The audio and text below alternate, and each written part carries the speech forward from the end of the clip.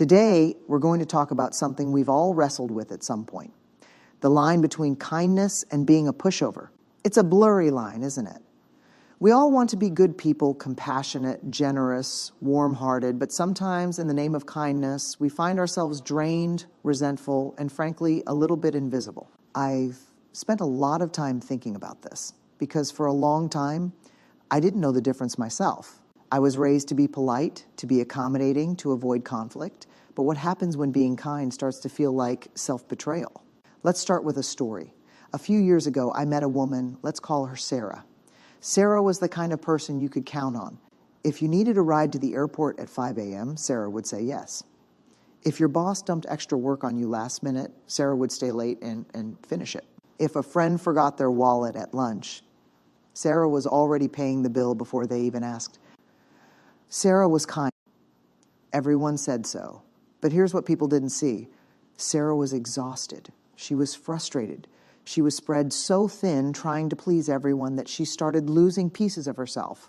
And when she finally said no to something, when she finally drew a boundary, someone called her selfish. That's when she asked me, how did kindness turn into something that made me feel so small? That's the question, isn't it? The myth of infinite kindness. A deeper look kindness is one of the most beautiful qualities a person can have. It connects us to others, fosters love and understanding, and makes the world a more compassionate place. But somewhere along the way, many of us were given a flawed definition of kindness. We were taught either directly or through subtle social conditioning that kindness means always saying yes, that being a good person means being available to everyone at all times, agreeing even when we don't want to, and putting everyone else's needs above our own. We see this message everywhere. In movies, the good character is always the one who sacrifices everything for others. In families, the one who never says no is often praised for being so selfless. At work, the person who takes on extra responsibilities without complaint is labeled a team player. And while these traits can seem admirable on the surface, they come at a cost. Because what we're really doing when we buy into this myth of infinite kindness is setting ourselves up for exhaustion, resentment, and eventually invisibility. Kindness versus martyrdom. There's a difference between kindness and martyrdom, but that difference is often misunderstood. Martyrdom is when we continuously sacrifice our own well-being for others, even when it's damaging to us. It's when we ignore our own limits, saying yes even when we're overwhelmed, exhausted, or struggling. And unlike true kindness, which comes from a place of love and strength, martyrdom often comes from a place of guilt, obligation, or fear. True kindness is not about being endlessly available or accommodating. It's about showing up for others while still showing up for yourself. It's about being generous, but not to the point where you have nothing left to give. It's about offering support, but not allowing others to take advantage of you. Think of it this way. If you had a pitcher of water and you kept pouring it out for others without ever refilling it, eventually you'd have nothing left. Does that make you a kind person? No. It just leaves you empty. And an empty person cannot truly give in a way that is meaningful or sustainable. When kindness becomes a transaction, when kindness starts costing us our own well-being, it stops being kindness. Instead, it becomes a silent transaction, one where we give away our peace in exchange for someone else's comfort. This is where so many people get stuck. They say yes not because they genuinely want to help, but because they feel like they have to. They avoid setting boundaries, not because they're okay with saying yes, but because they're afraid of what might happen if they say no. And here's the key realization. That's not kindness. That's fear. Fear of rejection. If I say no, will they still like me? Fear of disappointing people if I don't help. Will they think I'm selfish? Fear of not being seen as nice. Will people stop seeing me as a good person if I prioritize myself? Many of us carry these fears deep inside us. We've been conditioned to believe that our worth is tied to how much we do for others, that saying no is a form of failure, that we must always put others first, even if it comes at a great cost to ourselves. But here's the truth. Kindness should not come at the expense of your own well-being. You can be a kind person and still set boundaries. You can care about others and still care about yourself. In fact, the kindest people are those who know how to say no when they need to, because their kindness is real, not forced. Reclaiming true kindness. So how do we break free from this myth? How do we embrace true kindness without falling into the trap of people-pleasing and self-sacrifice? 1. Recognize that your worth is not tied to how much you do for others. You are valuable simply because you exist, not because of how much you give. 2. Practice saying no with kindness. I'd love to help, but I can't this time. I appreciate you asking, but I need to take care of myself right now. These are boundaries, not acts of selfishness. 3. Check your motives. Are you saying yes because you genuinely want to, or because you're afraid of the consequences of saying no? 4. Understand that real kindness includes honesty. True kindness doesn't mean avoiding discomfort. It means being real with yourself and with others. At the end of the day, kindness should never be something that drains you. It should be something that uplifts both you and the people around you. And that's the difference between being kind and being a pushover. Choose kindness, but choose it from a place of strength, not fear. The science of boundaries. Why saying no can make you kinder. We often think of kindness as being endlessly available, always saying yes and never disappointing others. But psychology and research tell us something very different. The happiest, most emotionally stable people are not those who always agree, always accommodate, and always put others first. The healthiest people, both mentally and emotionally, are the ones who have strong boundaries. What are boundaries and why do they matter? Boundaries are the invisible lines that define what is okay and what is not okay in our relationships and interactions. They are the limits we set to protect our emotional well-being, time, and energy. When we have strong boundaries, we communicate to the world, this is what I'm willing to do. This is what I'm not willing to do. This is how I expect to be treated. This is what I need to protect my own peace. Without boundaries, we become emotionally exhausted, drained, and resentful. And yet, so many of us struggle to set them. Why? Because we fear that if we say no, we'll disappoint people. We think that having boundaries makes us selfish or unkind. But research proves the opposite. People with strong boundaries are actually kinder than those without them. Why people with boundaries are kinder at first? This might sound counterintuitive. How can people who say no more often be considered kinder? Shouldn't kindness mean being available, flexible, and accommodating? Not necessarily. Here's why people with boundaries actually practice real kindness. 1, they give from a place of authenticity. People with strong boundaries don't say yes out of obligation or guilt. They say yes because they genuinely want to help. This means their kindness is pure, not forced. When they give, they do it with a full heart, not with hidden resentment.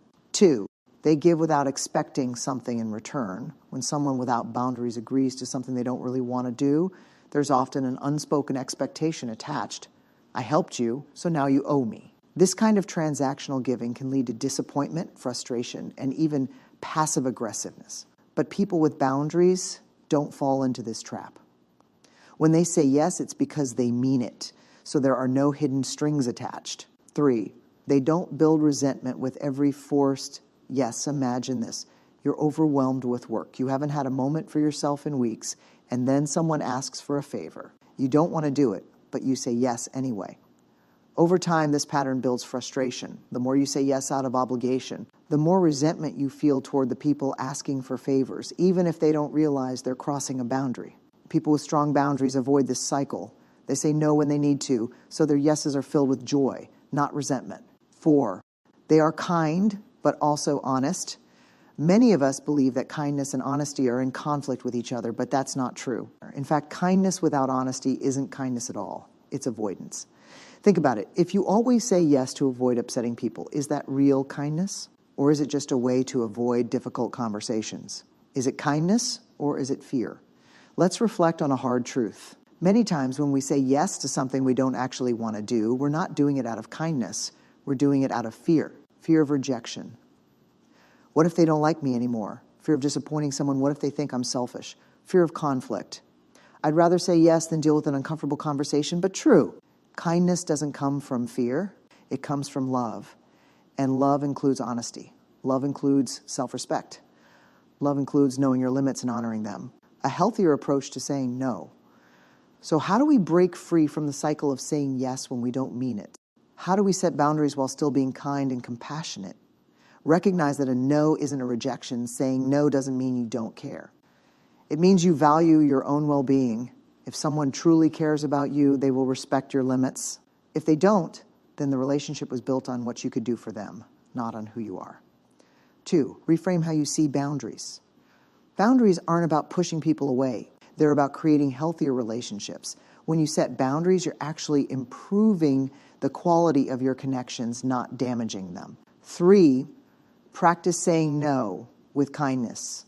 You don't have to be rude or harsh when setting a boundary. Try these phrases: I'd love to help, but I just don't have the time right now. That sounds great, but I need to take care of myself first. I can't commit to that, but I appreciate you thinking of me. 4, let go of the guilt. You are not responsible for managing everyone else's feelings. If someone reacts poorly to your boundary, that's their issue, not yours. Your responsibility is to take care of yourself, not to sacrifice your well-being to make others comfortable.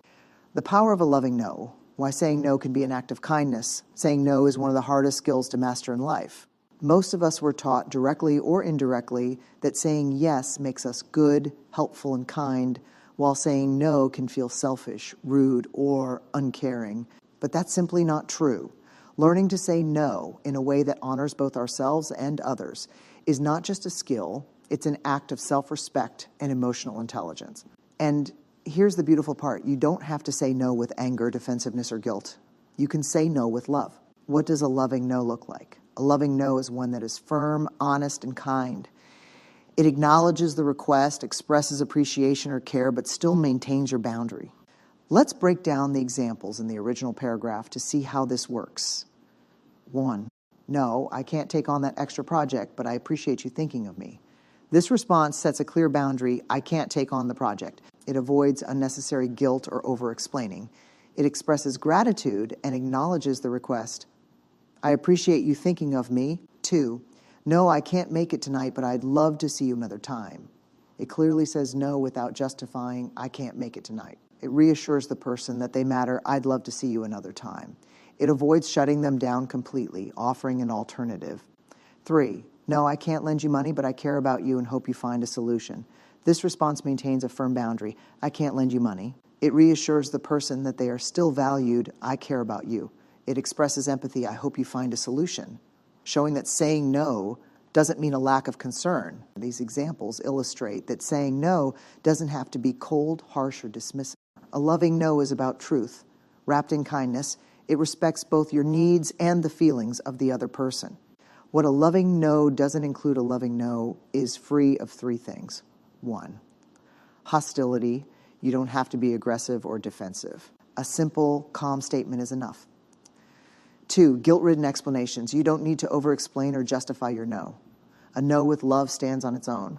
3, apologizing for having boundaries. You are not doing something wrong by setting limits. You don't need to feel guilty for protecting your energy, time, or resources. The hidden truth about boundaries: who respects them and who doesn't. One of the most powerful insights in this paragraph is about how people react when you set boundaries. The people who respect your no, those are your people. They understand that you have limits just like they do. They care about you as a person, not just for what you can do for them. The people who get angry or push back, they were never really in it for you. They valued you for what you provided: your time, energy, money, or favors, not for who you truly are. This can be a hard truth to accept, but it's incredibly freeing. Saying no is a great way to filter out relationships that are built on obligation rather than mutual respect. If someone reacts with manipulation, guilt, or anger when you set a boundary, that tells you a lot about the nature of that relationship. The freedom of a loving no saying no is not selfish, it's a form of self-care. And when you do it with kindness, it actually strengthens your relationships rather than damaging them. So the next time you feel pressured to say yes, when you really want to say no, remember, you can be kind and firm at the same time. You can care about people without sacrificing yourself. You can say no with love, or rewriting the narrative. So let's rewrite the story we tell ourselves about kindness. Let's stop equating kindness with being a doormat. Let's start seeing it for what it really is: strength, honesty, and courage. Because the bravest thing you can do in this life is to be kind to yourself first and then to others. Kindness says, I care about you. Being a pushover says, I care about you, but not enough to care about myself. That difference, it changes everything. So let's be kind, but let's also be strong. Because real kindness, the kind that heals, the kind that lifts people up, the kind that changes the world, that kind of kindness starts with us. Thank you.